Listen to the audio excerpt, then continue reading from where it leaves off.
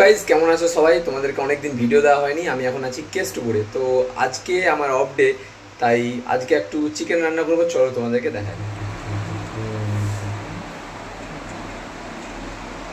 সমস্ত মশলা, আদা রসুন পেস্ট এবং টক দই দিয়ে দিয়েছি। এবার আমি এটাকে ম্যারিনেট করে নেবো ভালো করে।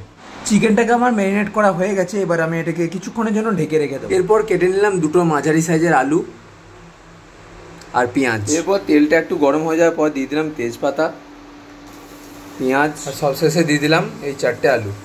এবার এই সবগুলোকে ভালো করে ভেজে নেব। আলু এবং পেঁয়াজ ভাজা হয়ে যাওয়ার পর সম্পূর্ণ ম্যারিনেট করা মাংসটা দিয়ে দিলাম এবং দিয়ে দিলাম সমস্ত রকমের মশলা আর একটু সর্ষের তেল। এরপরে মাংসটাকে ভালোভাবে কষিয়ে নিয়ে পরিমাণ মতো জল দিয়ে একটা সিটি মেরে ফুটিয়ে নেব। আমার প্রয়োজন মতো জল আমি দিয়ে দিয়েছি।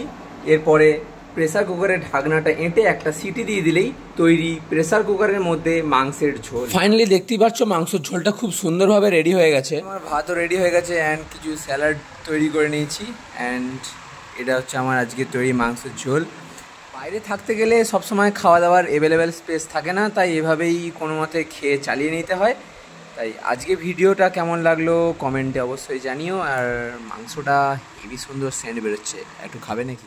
আমি রাতের জন্য কিছুটা মাংস রেখে দিয়েছিলাম, তাই রাত্রেবেলায় কয়েকটা রুটি এনে মাংসর ঝোল দিয়ে আজকের ডিনার শেষ করে আজকের ভিডিওটা শেষ করলাম এখানেই।